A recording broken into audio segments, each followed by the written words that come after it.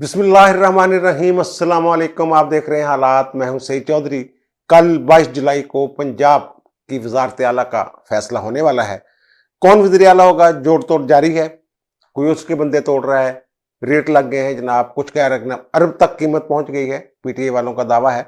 और क्या इस खरीदो फरोख्त का कोई फायदा भी होगा या नहीं होगा, और क्या मुमकिन तौर पर जो दोस्त मोहम्मद मुजारी हैं डिप्टी स्पीकर, उनकी कोई रूलिंग ऐसी आ जाती है कि हालात ही बदल जाते हैं, इलेक्शन का माहौल ही बदल जाता है, फिर हाई कोर्ट और सुप्रीम कोर्ट की जजमेंट्स जो हैं उनकी रोशनी में इलेक्शन होता है, तो वो मुतलका रूलिंग जो है या मुमकिन रूलिंग जो है वो क्या हो सकती है, इस पर बात करेंगे।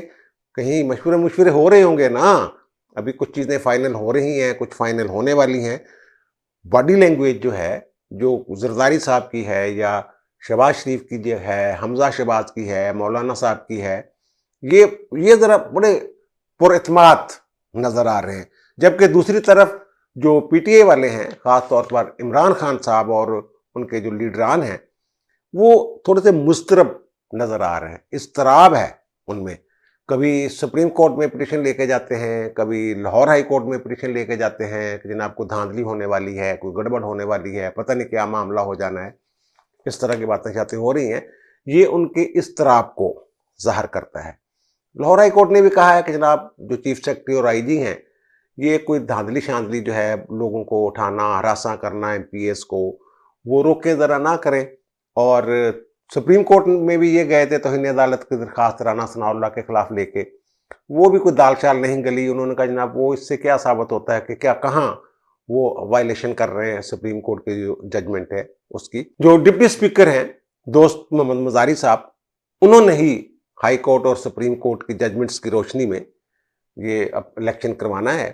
ये रिकाउंटिंग और सेकंड पोल का जो है, दूसरी रायशुमारी का ये मामला है। और दोस्त मुजारी साहब ने कहा है कि जनाब मैं आइन और कानून के मुताबिक और हाई कोर्ट और सुप्रीम कोर्ट की जजमेंट्स के मुताबिक ये मैं इसको शफाफ तरीके से जो इंतखाबी अमल है उसको मुकम्मल करूंगा।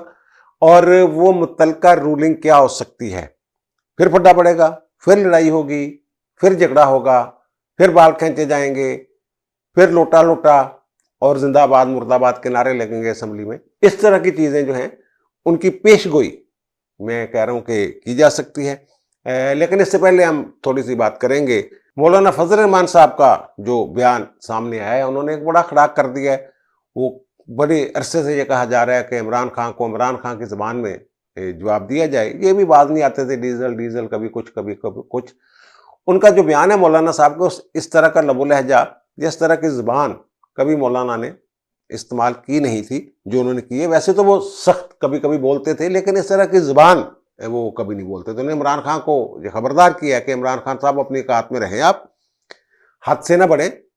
वो अदारों पे भी कर रहे हैं ना हर तरफ तनकीद और पता नहीं क्या क्या। उन्होंने कहा है कि जनाब शहबाज शरीफ पता नहीं किन मसलतों का शिकार हैं। मौलाना ने कहा है कि हकीम सनाउल्लाह को छुट्टी दें, इतने केसेस बन सकते हैं, इतना मवाद है आप लोगों के पास, तो आप कर क्या रहे हैं। और फिर उन्होंने कहा है इमरान खान को कि जनाब हम जो ज़मीन है वो इतनी गर्म कर देंगे कि जो आपके यूथियाज हैं उनके पांव जलेंगे, नरमो नाजुक तलवे वो रख नहीं सकेंगे। और फ़ज़ा को इतना गर्म कर देंगे कि जो तितलियां हैं उनके जो पर हैं वो जल सकते हैं उसमें, या तितलियों के पर सर्वाइव नहीं करेंगे। इस तरह की बात शायद उन्होंने की है। चलो यूथियाज की हद तक तो बात ठीक थी। ये तितलियों वाली बात पे कुछ लोगों को इतराज़ है, मुझे भी इतराज़ है कि हमारे माशरे में आमतौर पर तितलियां जो हैं वो मॉडर्न ख़वातीन को के लिए ये इस्तारे के तौर पे इस्तेमाल होता है। और मौलाना साहब ने अगर इस्तेमाल किया तो ये मौलाना को ज़ेब नहीं देता था कि वो इस तरह की बात करें। बहरहाल उनके बारे में जो उनके जलसों जुलूसों में नाच गाना होता है, म्यूज़िक होता है, डांस वगैरह होता है, मखलूत गैदरिंग होती है, उस पर तो इतराज़ात पीटीआई के जो जलसों की बात कर रहा हूँ होते रहते हैं। लेकिन मौलाना जैसे एक सोबर और जो आलिम दीन भी हैं, उनके मुंह से ये मुझे अच्छा नहीं लगा कि जो ऐसी बातें करें। बहरहाल उन्होंने इनका जवाब पत्थर से देने की जो है वो कोशिश की है। और फिर नए चेयरमैन नैब आ गए हैं जनाब हमारे आफ्ताब सुल्तान साहब। पुलिस सर्विस से इनका ताल्लुक है, नोटिफिकेशन हो गया है उन पे। अभी उन्होंने चार्ज भी नहीं संभाला, पीटीआई को तकलीफ हो गई है। कि जनाब ये बंदा कहाँ से ले आए। वो एक अपराइट आदमी है। उनका फड्डा मुशर्रफ के साथ भी हो गया था। मुशर्रफ के रेफरेंडम में उन्होंने कहा था, जनाब मैं डीआईजी हूँ, लेकिन मैं क्या करूँ, मैं कहाँ से लोगों को इकट्ठा करके लाऊं कि वोट डालें आपके रेफरेंडम में। और फिर उनको वो खुद लाइन रहे काफ़ी अरसा। फिर पीपल्स पार्टी के दौर में भी और इनके दौर में, नून लीग के दौर में भी वो इंटेलिजेंस ब्यूरो के हेड रहे हैं। और फिर आईजी पंजाब 2013 के जब इलेक्शन हुए हैं तो उस वक्त वो निगरान हुकूमत ने उन्हें यानी गैर जानबदार समझे जा रहे थे, इसीलिए वो इलेक्शन के दिनों में आईजी पंजाब थे। और जो पीटीआई के वकील हैं अजहर सदीक साहब, उन्होंने जनाब ऐलान कर दिया है कि मैंने भाई इसको चैलेंज करना है। इसके खिलाफ एक नैब का केस था। वो नैब का केस क्या था 2020 में, वो उस वक्त जवेद इकबाल साहब किसी के कहने पे इंक्वायरियाँ शुरू कर देते होते थे। आपको याद होगा कि एक सहाफ़ी ने अहमी ये खबर रेट दी कि जनाब इन्होंने सरमायाकारी की है, कोई पैसा भेजा है इंडिया में शरीफ फैमिली में। उसने उसका भी नोटिस ले लिया था। इंक्वायरी फिर दूसरे दिन माफ़ी मांगनी पड़ी, वो पीछे जाना पड़ा कि हो हमें गलत खबर में मैंने ले लिया, ये क्या कर दिया। तो उसी तरह का था कि जनाब वो सार्क ममालिक के जो जहाँ आने थे सरबराहान या मेहमान आने थे, उनके लिए कोई गाड़ियाँ खरीदी थी हुकूमत ने। तो उसमें जनाब वज़ीर आज़म नवाज शरीफ से लेके फवाद हसन फवाद तक और ये सारे, ये तो आईबी के हेड थे, इनका क्या ताल्लुक था उसके साथ, इनका भी नाम दे दिया इंक्वायरी जनाब रेफरेंस। वो कहाँ है रेफरेंस? वो रेफरेंस बना ही नहीं था, बन ही नहीं सका था, कोई मवाद ही नहीं मिला था। वो एम ही बस इसको नैब ज़दा कर दिया जनाब, निशान लग गया नैब का। वो एक अपराइट आदमी है और वो देखता दुखता नहीं है कि इसका नतीजा क्या निकलेगा। जो मेरा फ़र्ज़ है मैं पूरी तरह अदा करूँगा। 2014 के धरनों में वो आपको याद होगा, ख्वाजा आसिफ ने कहा था कि कोई टेप शेप वाला मामला, आपको याद होगा कि वज़ीर आज़म ने रहील शरीफ को कोई टेप शेप सुनाई थी, को आईएससी के चीफ चूप की गुफ्तगू आपको याद होगा। वो इन्होंने ही इनके बारे में कहा रहा कि आफ्ताब सुल्तान साहब ने ही पकड़ी थी बतौर आईबी हेड और उन्होंने वज़ीर आज़म को दी थी, जिसके बाद फिर जरने चरने जो हैं वो उठ गए। अच्छा, एक और यार बड़ी खबर, वो बड़ी खबरें चल रही हैं कि जनाब फलां फलां के साथ मिल गया, फलां फलां के साथ मिल गया। वो आज जो पीटीआई और काफ लीग का पीसी में इजलास हुआ, इमरान खान ने खिताब किया, तो वहाँ जो लोग थे उनकी तादाद ये बताई जा रही है कि 172 से 74 के करीब थी। कुछ लोग बीच में गायब थे। बहरहाल वो कहते हैं नहीं वो राब्ते में हैं, वो कोई रिश्तेदारों के घर गए हुए, कोई गए हुए। बहरहाल वहाँ जो तादाद थी वो 172 थी। 188 ये कहते हैं कि एक बीच में निकल गए, 187 चलो स्पीकर चले गए, 186 तो होने चाहिए थे, लेकिन वो 186 तादाद जो है वो नहीं थी। अच्छा, अब ये एक और जो ज़हीमुल कादरी साहब है हमारे दोस्त, उनकी अहलिया जो है अज़मा ज़हीम, वो बीमार है। उस पर भी इल्ज़ाम लगा दिया जनाब क्योंकि 15 करोड़ रुपए पीटीआई से लेके वो ये बीमार हुई है। वो मेरी ज़हीमुल कादरी साहब से बात हुई तो ज़हीमुल कादरी साहब ने दो टोक अंदाज में ये कहा और मुझे बताया उन्होंने कि कोई 2 हफ्ते पहले इनको कोई तकलीफ हुई थी। इनकी लेफ्ट साइड पे वो बाजू वगैरह और टांग वगैरह वो सुन्न हो गए थे, कोई बीमारी ऐसी इनको वो मुब्तला हुई, हॉस्पिटल रही 1.5-2 दिन, कमज़ोरी बड़ी हो गई थी। और वो कहते हैं कि जनाब फिर वो उस वीकनेस की वजह से फिर उन्हें अब पता ये चला कि मैंने चेक किया तो उनको बड़ा बुखार था। 4 दिन गुजर गए थे इस बात को, तो फिर जनाब वो उनको डायग्नोज हुआ है कोरोना।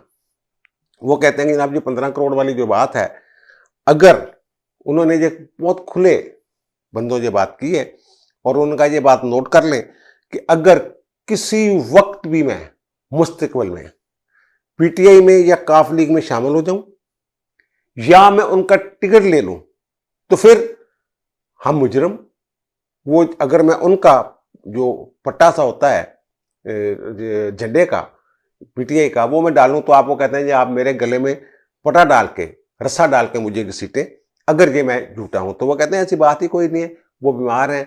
और फिर वो कहते हैं कि जनाब सबा सादिक वगैरह आई थी, वो सारी सूरत देख गई, मैंने बता दिया उनको।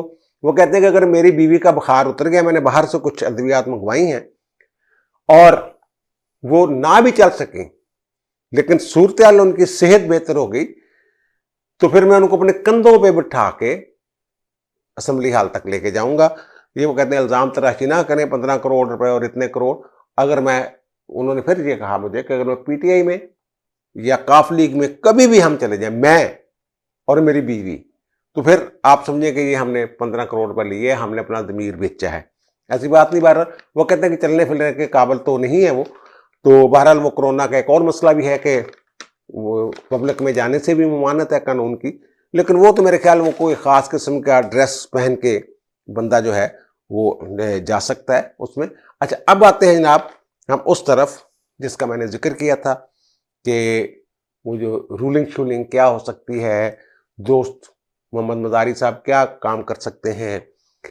आज फिर मिलके गए हैं चौधरी शजात सैन से जरदारी साहब, और वो जो सहाफ़ी वहाँ मौजूद थे वो कहते हैं कि जब वो बाहर निकले हैं तो उन्होंने विक्ट्री का निशान भी बनाया है और गाड़ी में, और फिर उन्होंने साफियों से बात की तो जो उनके लोग थे वो भी मिले उनसे, जो पार्लियामानी लीडरान है पीपल्स पार्टी के। तो वहाँ उन्होंने ये कहा कि अब अगर हसन मुर्तज़ा मेरा उम्मीदवार हो फिर तुम्हें पैसे खर्चूँ, मैं उनके लिए पैसे क्यों खर्चूँ।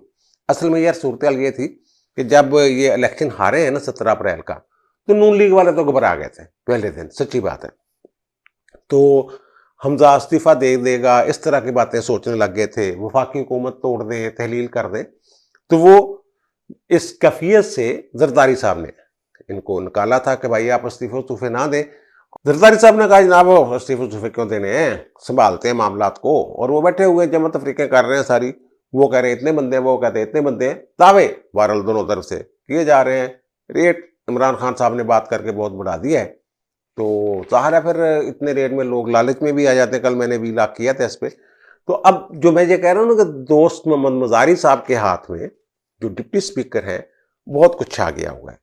ये लाहौर हाई कोर्ट की जो जजमेंट है, ये इंट्रा कोर्ट अपील थी परवेज़ इलाही वगैरह की और दीगरान की, वो उसमें सुल्तान खान वगैरह जो पीटीआई के अरकान थे उनकी इंट्रा कोर्ट अपील थी कि जनाब लाहौर हाई कोर्ट के सिंगल बेंच हैं, उन्होंने कभी कहा है कि हल्फ उठा लें, हल्फ उठाने का हुक्म दे दिया, और फिर ये कह दिया कि जनाब ये इलेक्शन होगा, ऐसे इलेक्शन होगा, दोस्त मज़ारी उसको हेड करेंगे।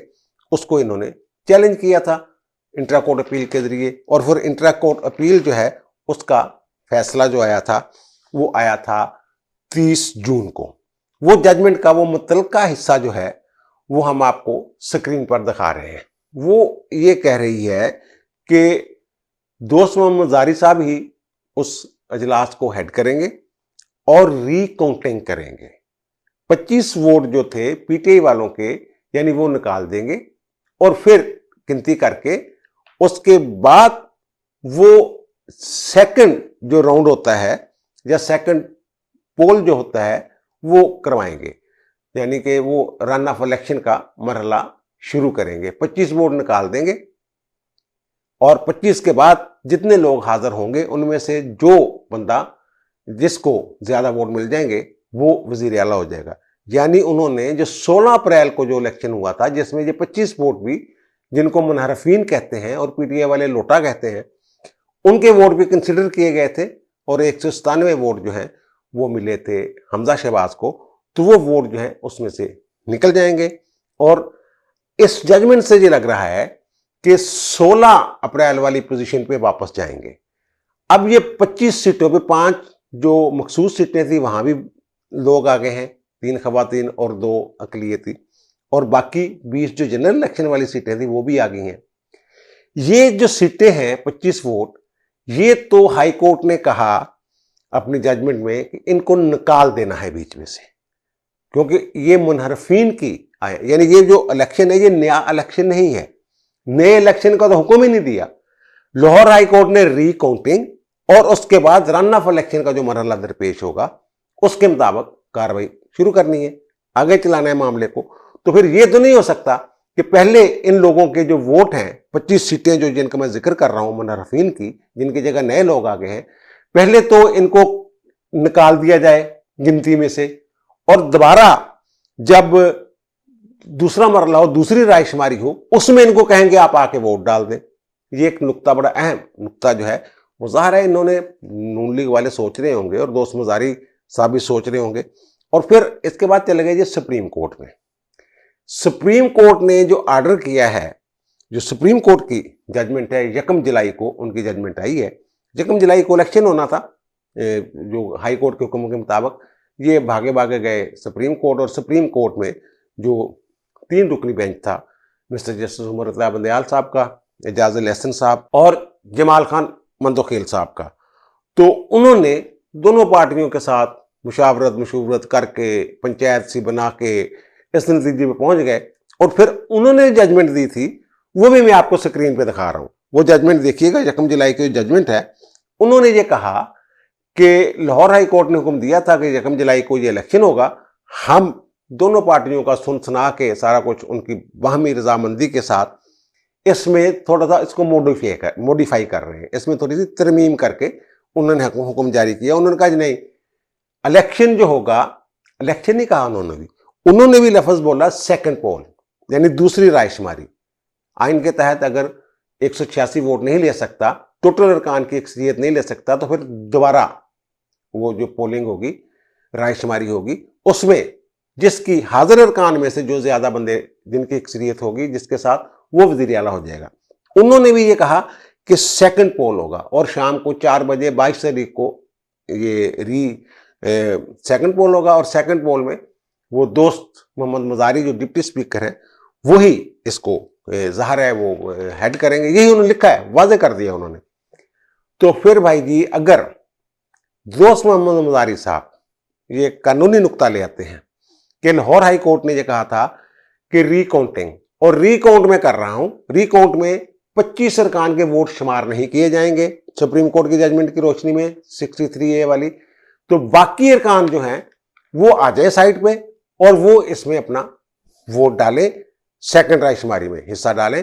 तो फिर ये आएंगे 25 बंदे जो नए इलेक्ट होके आए हैं, ये मैदान में आएंगे, जनाब हम भी हैं। वो कहे नहीं भाई आप नहीं है, ये 16 तारीख वाला जो इलेक्शन है उसकी कंटिन्यूटी है, उस वक्त आप एमपीए नहीं थे, इसलिए आप जरा साइड पे हो जाए।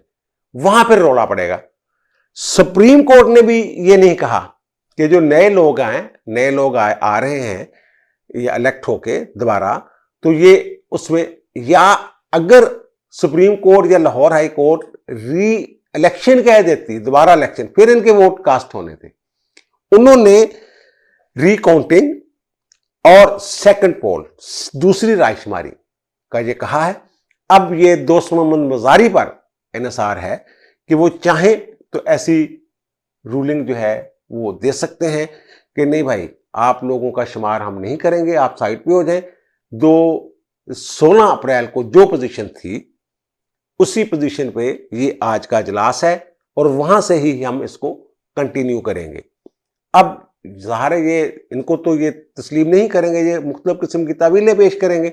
ये कभी कहेंगे जनाब सुप्रीम कोर्ट ने ये भी हुक्म दिया था कि जो मखसूस नशिस्तों वाला नोटिफिकेशन है वो जल्दी जल्दी किया जाए। तो इसका मतलब ये नहीं है कि मखसूस नशिस्तों का नोटिफिकेशन जल्दी जल्दी किया जाए तो उनका वोट भी जो है वो कास्ट हो सकता है। बहरहाल ये एक ऐसा मामला है, कानूनी पहलू है, जिस पर सर जोड़ के बैठे हुए हैं जिस वक्त मैं ये वीला कर रहा हूं। हो सकता है अंदर खाते उन्होंने कोई फैसला कर लिया हो। ज़्यादा दोस्त मोहम्मद मजारी ने भी लीगल टीम से पूछा होगा, बख्ता इनको पड़ा हुआ है, ये सारी सूरत हाल है। अगर ऐसा हो जाता है जैसा मैंने जिक्र किया है, अर्ज किया है, दोस्त मजारी साहब उनको गिनती नहीं, अगर तो रोले गोले में भी उन्होंने गिनती पूरी कर ली, फिर तो हमजा शहबाज को कह दें ठीक है जनाब ओके तुसी हो गए हो वज़ीर आला, तो जाओ जाके हल्फ चुको। सुप्रीम कोर्ट ने क्या है कि जनाब दूसरे दिन जाके गवर्नर हल्फ लेगा लाजमी तौर पे, और ये कोशिश करेंगे, उसको चैलेंज करेंगे, सुप्रीम कोर्ट में जाएंगे। हो सकता है ये कल इलेक्शन से पहले इसी नुक्ता के बुनियाद पर सुप्रीम कोर्ट में चले जाएं कोई दरखास्त लेके, लेकिन ये मेरे पास ऐसी कोई इतला नहीं है, पता नहीं इनके जहन में है भी या नहीं है कि दोस्त मोहम्मद मजारी ने अभी तक तो बताया कुछ नहीं है। कल जब इलेक्शन हो रहा होगा 4 बजे तो फिर पता चलेगा कि दोस्त मोहम्मद मजारी साहब इस तरह की कोई रूलिंग शूलिंग देते हैं, उनके जहन में ये बात है। जो भी उनके मशीर हैं, कानूनी मशीर, वो जो राय देंगे ज़ाहिर है वो साहिब होगी, उसके मुताबिक ही उन्होंने करना है।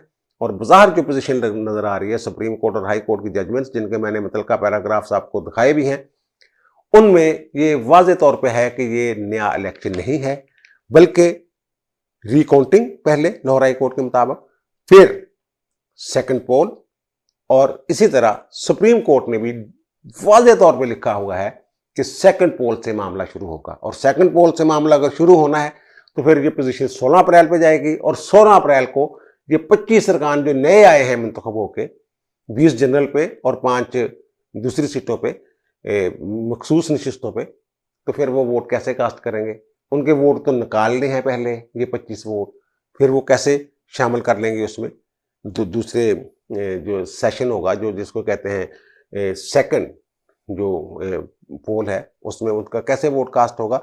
ये एक बहरहाल एक कानूनी नुक्ता है, और एक कह लें आप कि सुप्रीम कोर्ट और लाहौर हाई कोर्ट ने जो अहकाम दिए हैं, अगर इनको शामिल कर लेते हैं, ये वाले जो लोग कह रहे हैं पीटीआई के मुताबिक इनको शामिल अगर करेंगे, तो ये मेरे ख्याल एक सुकम होगा ये इलेक्शन प्रोसेस में। अब मुझे दीजिए इजाज़त, इंशाल्लाह दोबारा मुलाकात होती है नए व्लॉग के साथ। अल्लाह ताला आप पर, मुझ पर, हम सब पर मेहरबान रहे। अल्लाह हाफ़िज़।